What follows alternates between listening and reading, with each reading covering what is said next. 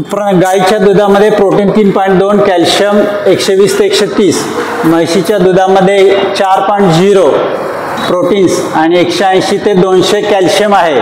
आईच्या दुधामध्ये प्रोटीन्स आहे ते 1 किती आहे 2 आहे आणि कॅल्शियम आहे ते 2.5 ते 3.5.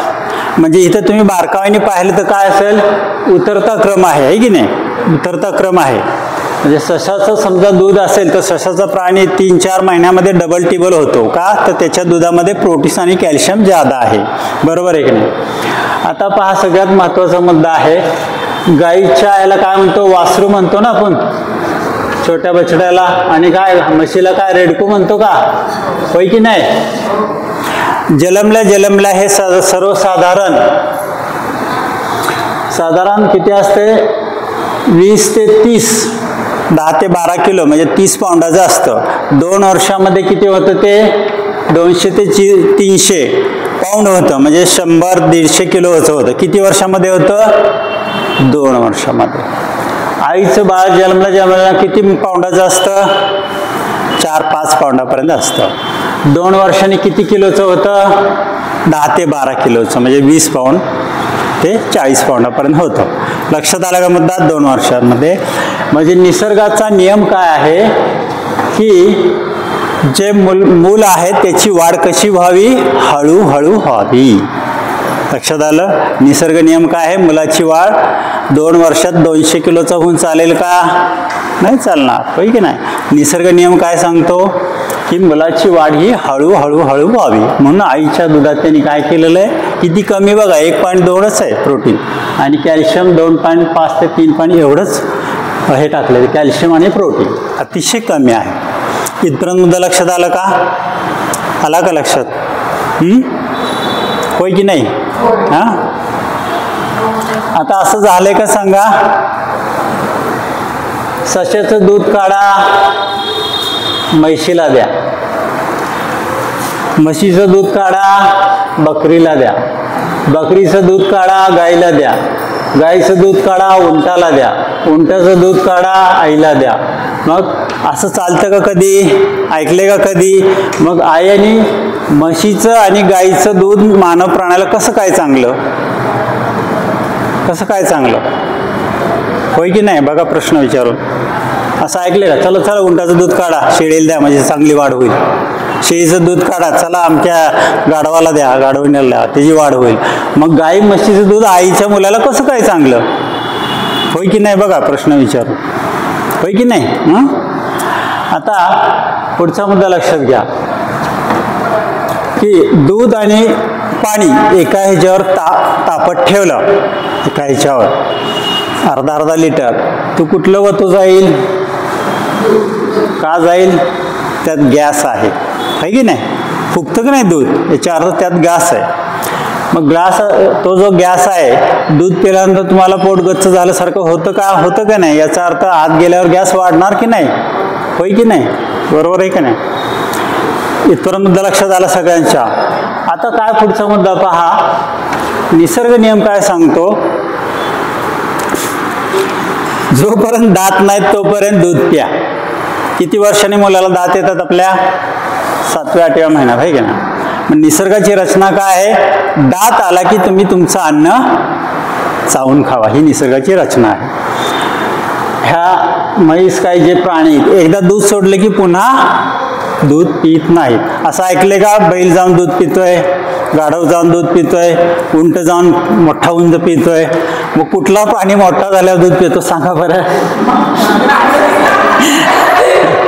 कुठला दात असले तरी दूध पितो, कुठला प्राणी पितो, कोणता प्राणी पितो, एकमेव मानव प्राणी दात असताना सुद्धा दूध पितो, होय की नाही. मग तुम्ही गुगलला जर सर्च केलं, मिल्क इज सायलेंट किलर, फार वर्षापूर्वी पुस्तक बरेच आता यायला लागले त्याच्यामध्ये, तर तुम्हाला कळेल की दूध आत्ता पिलं लगेच काही होत नाही, हळूहळू त्याचे परिणाम होतात. हे दूध पिल्यानंतर दूध किंवा दुग्धजन्य पदार्थ, परवा माझ्याकडे पेशंट आला, त्यांना सांगितलं दूध सोडा, 1 महिन्याने परत आला, म्हणलं दूध सोडलं, हो म्हणलं दूध सोडलं. मग काय म्हणले, मला मिठाईचे पदार्थ आवडतात, मग मिठाई खाल्ली. आता म्हटलं आवड झाले का, लक्षात आलं का काय म्हणायचं. हा पदार्थ टाळण्यात यावेत.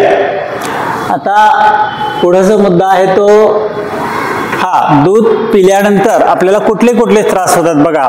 लहान मूल जे आहे 11-12 किंवा त्या 21 वर्षापर्यंत जास्त त्रास कसा होतो, त्याला कफाचा त्रास होतो की नाही, कफ खोकला. याचा अर्थ आईचं दूध सुटल्यानंतर आपण गाईचं किंवा म्हशीचं दूध देतो. त्यानंतर पित्ताचा त्रास आणि नंतर वाताचा. म्हणजे ह्या दुधापासून आपल्याला मायग्रेन, नंतर कफाचा त्रास, खोकला, त्यानंतर छातीमध्ये कफ वाढणे, त्यानंतर काय पित्ताचा त्रास होणे, त्यानंतर किडनीवर अतिरिक्त ताण येतो, त्यानंतर हार्मोन इनबॅलन्स, सांधेदुखी, गुडघेदुखी, हे कालांतरे हळूहळू वाढत चालले की नाही. 40 नंतर बघा आज 30 पर्यंत झाले, पूर्वी 40 म्हणायचे, आता 30 नंतर गुडघेदुखी वाढत चालली. त्यानंतर ऑटो इम्युन डिसीज म्हणजे काय, ऑटो इम्युन डिसीज म्हणजे काय, ऑटो इम्युन डिसीज म्हणजे काय लक्षात घ्या. दुधामध्ये केसिन नावाचा पदार्थ असतो, प्रोटीन नावाचा असतो. केसिनमध्ये दुधामध्ये जे प्रोटीन असतं त्या प्रोटीनला केसिन नावाचा एक पदार्थ असतो. तो पोटात गेल्यानंतर आपल्याला काय होतं, म्हणजे थोडक्यात प्रोटीनच धरा पण त्याचं नाव वेगळं आहे. तो 100% जे आहे त्यातला जवळजवळ 20%च पोटामध्ये पचतो आणि राहिलेला ब्लडमध्ये तसाच जातो. इथं गेल्यानंतर काय होतं, आता हा पदार्थ आलाय पक्व, काय करायचं, कोण तयारीत आहेत, आपले सैनिक पेशी कोण आहेत, WC आहेत, कोण आहेत, व्हाईट सेल्स आहेत, ते त्यांना मारायला लागतात. पण काय होतं, यांची संख्या कमी पडते आणि ह्या WC जे आहेत व्हाईट सेल्स आपल्या स्वतःच्या चांगल्या पेशींना पण मारलं जातं. तर त्याला ॲटो इम्युन डिसीज म्हणतात, की जी चांगली संरक्षण प्रणाली आहे त्यांची डेथ होती. हा याच्यामध्ये दुधामध्ये लक्षात आलं, या दुधामुळे हा तोटा आहे आपल्याला. आणखीन यानंतर दुधाचं लक्षात आलं, काही शंका आहे का. आता पूर्वीपासून दूध पितात, आता वास्तविक पाहता दुधाची संकल्पना लक्षात घ्या काय आहे ते. दूध मूल पितं म्हणजे काय करतं, दूध डायरेक्ट तोंडात जातं, बरोबर आहे का, येस और नो. समजा म्हैस गाय पित असेल तर दूध ते डायरेक्ट तोंडात जातं. पण आपण जे दूध पितो ते बाहेर काढलेलं असतं, म्हणजे बाहेर काढतो की नाही आणि तापवतो का, तर त्यात बॅक्टेरिया हवेच्या संपर्कात आले मिळाले.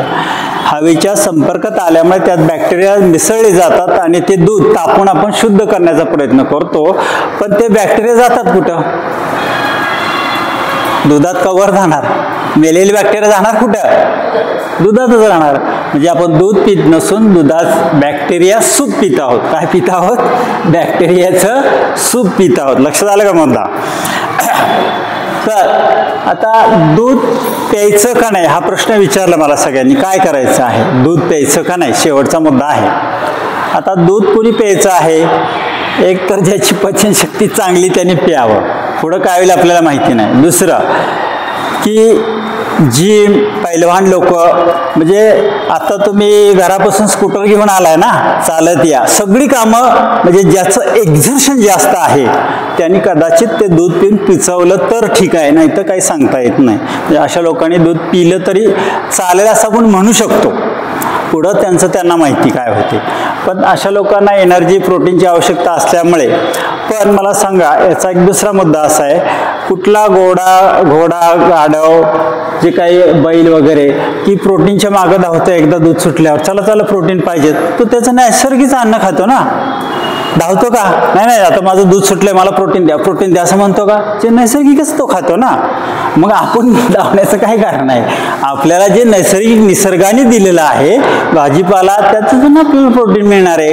उगाच प्रोटीनच्या मागे धावण्यात काय अर्थ आहे का, सांगा बरं. कुठला घोडा सगळ्यात डबल HP ताकदवान घोडा, कधी मोठा झाल्या दूध वाजलेलं दिसतंय तुम्हाला, त्याचं ते हरभरा चणे काय असेल तेच धान्य घेतो, आहे की नाही, बरोबर आहे की नाही. दुधाबाबत काही शंका राहिली आहे का, शेवटचे 3 मुद्दे घेऊन पुढे जाऊया, ठीक आहे. किंवा असंही करा तुम्ही, माझा स्वतःचा एक अनुभव सांगतो. 2005 साली मी इथं आलो आणि योगाला नुकतीच सुरुवात केली होती. त्यावेळी योगशास्त्रात गेल्यामुळे मला सगळ्यांनी, म्हणजे पहिलं काय असतं योगात गेलं की चहा बंद करा, ठीक आहे ना, हे तर सगळ्यांना माहिती आहे. चहा बंद केला, मग घ्यायचं काय, मग दूध घेऊया म्हटलं. त्यावेळी आपल्याला एवढं काय माहिती नव्हतं. मग सकाळी क्लासला जाताना दूध, परत संध्याकाळी गेल्यावर दूध, त्यानंतर कोणाकडे गेले की सर चहा घेत नाहीत दूध, सर चहा घेत नाहीत दूध, असं करत 3-4 वर्षे गेली आणि सकाळी 6 ते 7 क्लास संपल्यावर 7 ते 8 पुन्हा क्लासला जायचो. मग तिथं परत नेत्यांच्या घरी आणखी दुधावर क्लास यायचा. आणि नंतर असं झालं की मला अन्नच म्हणजे पचनच झाले, म्हणजे जेवायची इच्छाच राहिली नाही. बऱ्याच ठिकाणी दवाखाने फिरले, काय झाले कळना. मग शेवटी मला एकाने सल्ला दिला की तुम्ही सातारला नटराज द्रविड डॉक्टर आहेत बघा, आयुर्वेदिक डॉक्टर आहेत. मग त्यांच्याकडे गेलो मी. गेल्यानंतर मग त्यांनी सांगितलं नाही दुधामुळे झाले म्हणून, पण चेक केलं ब्लड, तर त्याच्यामध्ये प्रोटीनचा एवढा मात्रा वाढला होता की अन्न पचतच नव्हतं. म्हणजे प्रोटीन वाढून बी चालत नाही, कमी बी होऊन चालत नाही. जे काय समतोल राहणं महत्वाचं असतं, लक्षात घ्या. आणि मग त्यांचं ते काढे घेऊन दररोज रात्री ते उकळून पिऊन पण ते प्रोटीन खाली आलं, मग नॉर्मलला झालं.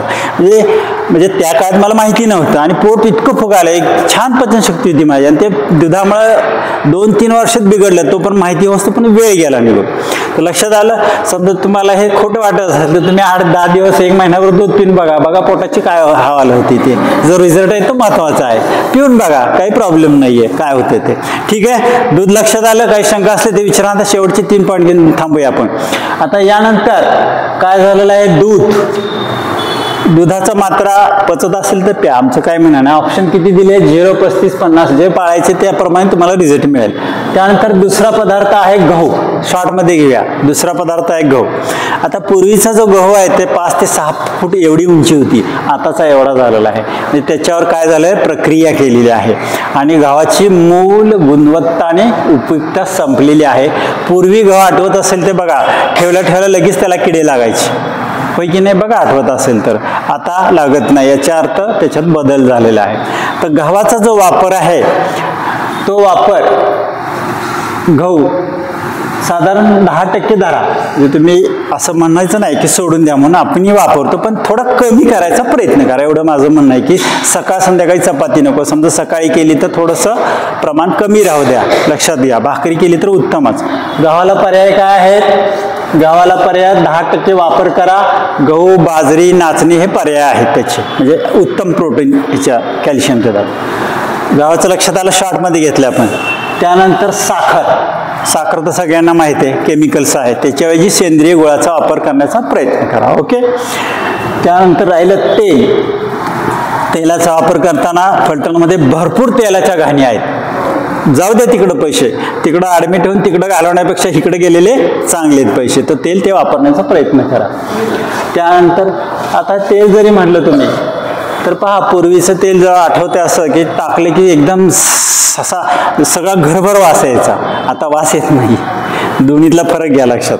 किंवा खूप दिवस ते उघडं राहिलं की त्याला वास पण येतो, लक्षात आलं. अगदी शॉर्टमध्ये घेतलं. त्यानंतर मीठ हे खडं मीठ, म्हणजे समुद्राचं मीठ पूर्वी वापरत होतो आपण. त्याऐवजी आता आपल्याला, मला वाटतं फलटण शहरामध्ये काहीतरी गाड्या एकदा लागल्या त्या समुद्र मिठाच्या, त्या घेतले का आम्ही, तेच मीठ घेऊन ते फोडून घरी ठेवलंय. किंवा मग शेंदेलन पांदेलन जे असतं का नाही, ते वापरू शकता तुम्ही. लक्षात आलं. तर हे किती पदार्थ, 1, 2, 3, 4, 5 पदार्थामध्ये बदल केल्यानंतर तुम्हाला लक्षात आलं इथपर्यंत. 5 पदार्थांमध्ये बदल करा. या बदल केल्यानंतर 90 दिवसाची मुदत दिली. किती दिली आहे, 90 दिवसाची. पहिले 30 दिवस आहेत ते तुमचं शरीर असं कसं, असं कधी असतं का हो, आमकं तमकं स्वीकारायला वेळ जातील. पुढचे 30 दिवस तुम्ही ते चालू ठेवलं तर शरीरामध्ये अनावश्यक साठलेला कचरा बाहेर जाईल, कदाचित लूज मोशन होईल, कफाद्वारे बाहेर पडेल. हे 30 दिवस क्लिनिंगचे आहेत. आणि राहिलेले 30 दिवस आहेत ते मस्तपैकी तुम्ही आरोग्याकडे जाणार आहात. हे 4 पदार्थ सोडल्यानंतर, या पद्धतीने वापरल्यानंतर 90 दिवसानंतर तुम्हाला 101% रिझल्ट मिळेल. तुमचं कफाचं प्रमाण कमी होईल, वेट कमी होईल, फॅट्स कमी होतील, सगळे तुमचे डायजेस्टिव्ह किडनीवरचा ताण कमी होईल, सगळे सिस्टीम ह्याने ओके होतात. हे रिझल्ट आलेले आहेत. ठीक आहे. काही शंका आहे का, काही टेन्शन आलं असेल तर अजून सांगा. अजून त्यात आपण खुशकीचा मार्ग काढू दुसरा, काय घ्यायचं नाही घ्यायचं. काही टेन्शन आहे का, काय सांगा, काय आहे का. हा, बरोबर विचारला प्रश्न. दुधाऐवजी तुम्हाला ताक चालू शकेल. ताक, मठ्ठा उत्तम. दोन्ही जेवणामध्ये मठ्ठाचा वापर करा, उत्तम, अगदी मस्त. आणि हे पदार्थ टाळा. म्हणजे काय, त्याची वारंवारता नको असं आमचं म्हणणं आहे. समजा तुम्ही 4 कुटा अर्धा कप दूध घेतलं, जाऊ दे सोड, पण दररोज सकाळ संध्याकाळ जे ग्लासभर दूध पिताय ते नको आहे आपल्याला, ते नको आहे. लक्षात आलं. ते नको आहे. शेवटचं उदाहरण घेऊन थांबूया का? माझा क्लास कुठं आहे? वृंदावन पार्कमध्ये. माहिती आहे का माझा क्लास कुठं आहे ते? हां, त्याच्या पलीकडं एक रो हाऊस आहे, तिथं नवरा बायको शिक्षक आहेत. तर त्यांच्या मिसेसचं माझ्याकडे केस आली होती. तर त्यांना उठून बसता येत नव्हतं. त्यांचा समज काय झालं की पाठीत कुठं काहीतरी दुखावा असेल म्हणून. मग मी घरी गेल्यानंतर चेक केलं, हातसुद्धा लावला नाही त्यांना. तर त्यांनी जवळजवळ आत्तापर्यंत, म्हणजे आता ही केस होऊन 5-6 महिने झालेत, त्यांनी जवळ 13-14 लाख रुपये खर्च केले होते. 14 लाख. किती केले होते? 14 लाख. ते कसे? पुण्याला जावा, हृदयनाथ, तिथे ओळख करा. म्हणजे हे चांगल्या डॉक्टराकडून ते ओळख करून त्यांची सिस्टीम, म्हणजे औषध पाणी चालू होतं. मग ते इथलं डोळे उघडत नव्हते, त्यांचे डोळे असे अर्धवट उघडे. मग इथलं कातडं इथं लावा, असे बरेच काय प्रयोग केले होते. खूप काय प्रयोग केले होते. आणि गेल्यानंतर मग त्यांच्या 4 गोष्टी फक्त वर्ज्य केल्या. सगळी हिस्ट्री घेतली. 4 गोष्टीमध्ये पहिली गोष्ट कुठली होती? दूध पूर्ण कट केलं वातासाठी. दुसरी गोष्ट कुठली होती? कडक पाण्याने आंघोळ करत होत्या त्या, अतिशय कडक पाणी, म्हणजे वात वाढणार, ते बंद केली. तिसरे मिठाईचे पदार्थ बंद केले. आणि चौथा जेवणाचे नियम, म्हणजे वेगवेगळ्या वेळी जे जेवण करत होते, आत्ता थोडं मग थोडं, तर त्यातला नियम बदलून त्यांना फक्त ठराविक टायमिंगला अन्न घ्यायला सांगितलं. आणि 5वं प्राणायामाची जोड दिली. त्यामध्ये 1 महिन्यामध्ये ते शाळेत जायला लागल्या. 1 महिन्यात हात सुद्धा लावला नाही त्यांना. काही पाठीच्या मणक्याला काही झालं नव्हतं. फक्त ह्यांनी सगळं शरीर म्हणजे ह्यांनी वाताने पूर्ण शरीर भरलं होतं. तर अशा पद्धतीने आपल्याला छान रिझल्ट मिळाला. पाळण्याचा प्रयत्न करा. अगदी 100% नाही म्हणलं तर 50-60% तरी थोडं पाळायचा प्रयत्न करा. रिझल्ट 100% आहे. हरिओम.